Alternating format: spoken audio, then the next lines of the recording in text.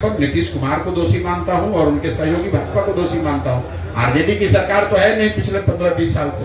तो अगर पटना विश्वविद्यालय की जो दुर्दशा हुई है उसके लिए अगर कोई जिम्मेवार है तो नीतीश कुमार जिम्मेवार हैं। बिहार सरकार के पास इतना पैसा है कि खुद इनको कहना चाहिए था। जिस दिन प्रधानमंत्री ने ये मना कर दिया पब्लिकली कि हम यहाँ पर सेंट्रल यूनिवर्सिटी नहीं बनाएंगे, राजनीति में ये बच्चे चुनाव जीतकर पूरी यहाँ की यूनिवर्सिटी को सुधार देंगे, ऐसी बात नहीं है, क्योंकि इनका तो एक लिमिटेशन है। लेकिन ये छात्रों की भावनाओं को, उनकी आकांक्षाओं को, उनके मांगों को उठाने में एक मजबूत आवाज बन सकते हैं।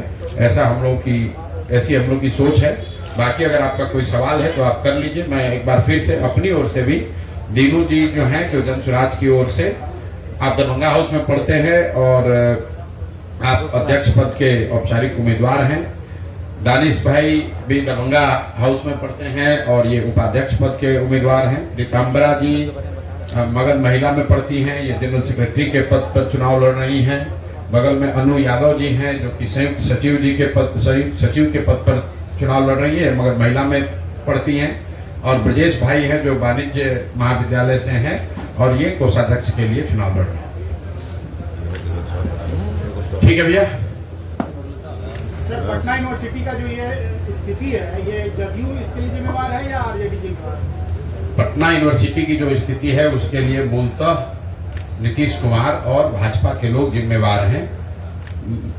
माननीय प्रधानमंत्री मोदी जी जिम्मेवार हैं, जिन्होंने इसको सेंट्रल यूनिवर्सिटी बनाने की मांग को खारिज कर दिया और खारिज करते हुए ये कहा कि हम लोग इसको इंटरनेशनल यूनिवर्सिटी बनाना चाहते हैं।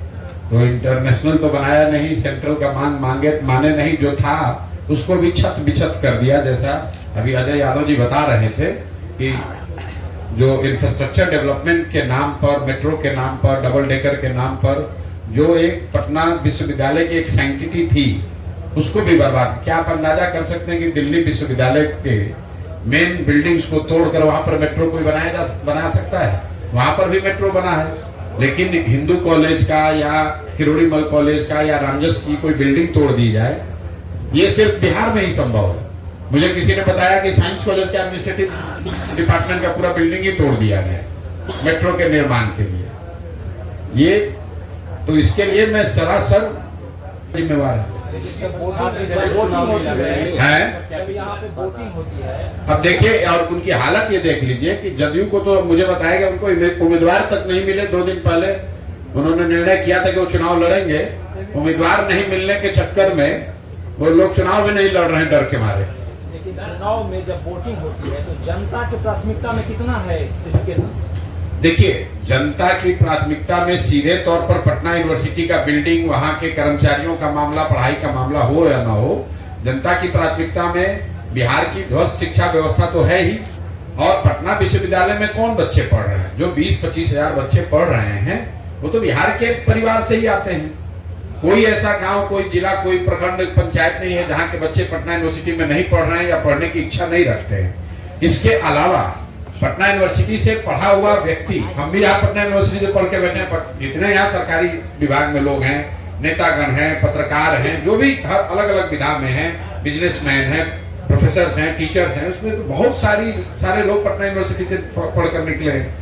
और जब वो लोग पटना यूनिवर्सिटी की दुर्दशा को देख रहे हैं, जब वो Cavendish, Faraday, Jackson, Minto hostel के हालात को देख रहे हैं या उसके बारे में हम लोग सुनते हैं, तो दुख होता है कि ये कितना बढ़िया यूनिवर्सिटी था, उसकी ये हालत हो गई है। सर, अब आप बताइए ना, जैक्सन हॉस्टल से या मिंटो से या कैवेंडिश से, फेराडे से कितने IAS IPS बन रहे हैं?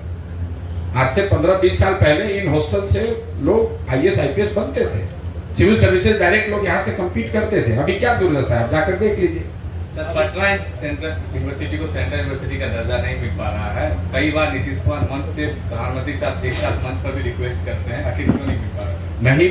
नहीं मिल पा रहा है क्योंकि नीतीश कुमार उसको मांगना नहीं चाहते हैं। नीतीश कुमार के मांगने पर उनको केंद्र में मंत्री पद मिल गया है। कितना सीट चाहिए ये मांगते हैं तो वो मिल जाता है, कितना विधायक लड़ेंगे ये मांगते हैं, मिल जाता है। 42 विधायक होने के बावजूद हम भी खुद मुख्यमंत्री बने रहेंगे ये मांगते हैं, वो मिल जाता है। लेकिन पटना यूनिवर्सिटी की जो छात्रों के, लोगों की, बिहार की जो एक भावना से जुड़ा हुआ सवाल है कि पटना यूनिवर्सिटी को सेंट्रल यूनिवर्सिटी बनाया जाए, ये मांग सिर्फ दिखावा करने के लिए उन्होंने मंच पर कहा, इसको शर्त नहीं बनाया। ये नहीं कहा कि भाई नहीं बनाइएगा तो हम इससे हमारे रिश्तों में खटास आ सकती है।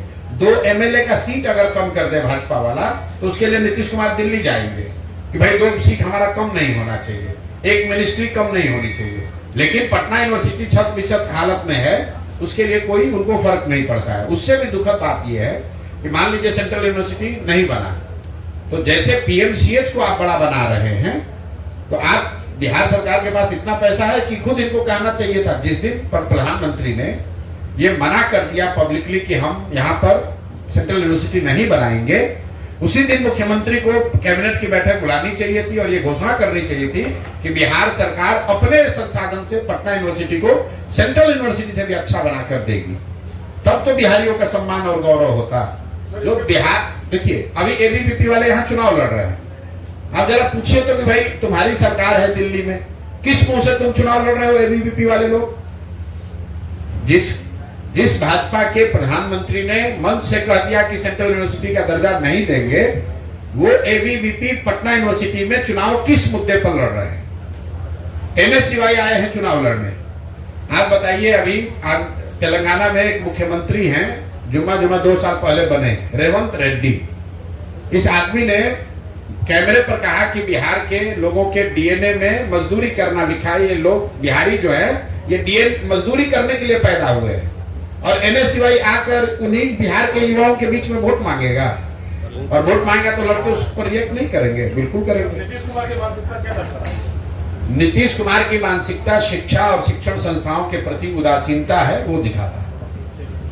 ठीक है भैया, बहुत आप भी पत्रकार है तो उधर काम बैठ गए, चलिए। अवसर इस तरह से पुलिस कर्मियों की हत्या हो रही है, लॉ एंड ऑर्डर जिस तरह से दिन ब दिन खराब हो रहा है, अभी भी यूएसपी के तौर पर सुशासन को दिखाया जा रहा है। आप क्या कहेंगे और क्यों इस तरह से लगातार घटनाएं बढ़ रही हैं? पटना में कल 1 करोड़ की लूट भी हो रही है। भाई, पटना में जो लूट हुई है या जो आपराधिक घटनाएं हैं, लॉ एंड ऑर्डर का जो मसला है उसको गहराई से समझिए। लॉ एंड ऑर्डर खत्म खराब होने का एक बड़ी वजह है कि कहीं ना कहीं सरकार का जो इकबाल होता है वो खत्म हो गया है। मुख्यमंत्री का या जो उच्च पद पर बैठे हुए लोग हैं उनका डर खत्म हो गया है। दूसरा जो स्ट्रक्चरल नीतिगत मामला है, अगर आप आंकड़ों में देखिएगा तो बिहार में लॉ एंड ऑर्डर की स्थिति बिगड़ रही है 2017 से, तो उसका डायरेक्ट कोरिलेशन है शराबबंदी से। जब से शराबबंदी यहाँ लागू हुई है, नीतीश कुमार वही है, व्यवस्था वही है, पुलिस वही है, लेकिन लॉ एंड ऑर्डर की स्थिति बिगड़ती जा रही है। क्यों? इसलिए कि उसी पुलिस प्रशासन पर जिसकी जिम्मेवारी लॉ एंड ऑर्डर की थी, उसी पर शराबबंदी लागू कराने, उसको चलाने, छिपाने, कमाने का इतना बड़ा बोझ आ गया है कि पूरा टाइम तो वो शराबबंदी और बालू माफिया से ही उलझने में लगा हुआ है, रूटीन लॉ एंड ऑर्डर का काम करता नहीं। और ये मेरे वक्तव्य नहीं है, इस देश के चीफ जस्टिस ने कहा कि बिना सोचे समझे शराबबंदी जैसे कानून बनाने से लॉ एंड ऑर्डर और लीगल पूरा सिस्टम उससे चोक हो गया है। तो आप आंकड़ों में जाकर देख लीजिए, जब से शराबबंदी लागू हुई है उसके बाद से, चाहे महागठबंधन की सरकार रही हो या नीतीश और भाजपा की सरकार रही हो, लॉ एंड ऑर्डर बिहार में बिगड़ता ही जाएगा। थाने में 10 आदमी है, 10 में 6 आदमी तो खाली शराबबंदी में लगा हुआ है, वो लॉ एंड ऑर्डर देख कहाँ रहा है।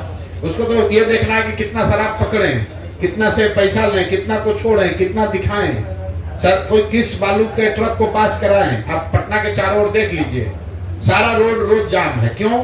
बालू माफिया यहाँ पर ट्रक बालू से ढो रहा है। तो रात भर थानेदार और जो पुलिस वाला है वो तो बालू से पैसा कमाने वसूलने में लगा हुआ है। उसको कहाँ इस बात की चिंता है कि लूट कहाँ हो रहा है और कहाँ पर डकैती हो रही है। और कहीं ना कहीं नीतीश कुमार, मैं पहले से कह रहा हूँ, शारीरिक और मानसिक तौर पर शिथिल हो गए हैं। अब शारीरिक तौर पर थक गए हैं, प्रशासन की कोई चिंता है नहीं, कोई उनकी भागीदारी है नहीं, तो वो तो प्रशासनिक कार्यों में दिखेगा ही दिखेगा। जब आपके मुख्यमंत्री, उनको समझ में ही नहीं आ रहा है, उनको बातें याद नहीं रह रही हैं, उनको जिला का नाम नहीं याद है, तो उनसे आप क्या अपेक्षा करेंगे? लॉ एंड ऑर्डर तो खराब होगा ही होगा। एक सवाल, एक भैया, आप सभी पत्रकार बंधुओं से, इलेक्ट्रॉनिक और प्रिंट मीडिया के बंधुओं से मेरा निवेदन है कि आप जब भी कुलाधिपति महोदय से, राज्यपाल महोदय से जब भी आपकी रूबरू आप हों और कुलपति महोदय से, तो पटना विश्वविद्यालय में इंटरमीडिएट नीतीश कुमार 2005 में जब आए तो सबसे पहले उन्होंने इंटरमीडिएट की पढ़ाई खत्म की। देवानंद कुमार साहब ने पटना विश्वविद्यालय में इंट्रेंस से यूजी में एग्जाम लेने की घोषणा की थी और उसी से एग्जाम होते थे और उसमें बिहार बोर्ड के या जो गरीब मेधावी छात्र होते थे वो आते थे। अभी वर्तमान कुलपति महोदय हैं, उन्होंने यूजी में इंट्रेंस की परीक्षा को खत्म कर दिया है, जिससे आपके बिहार के तमाम मेधावी बच्चे उसमें नामांकन से वंचित हो जाएंगे।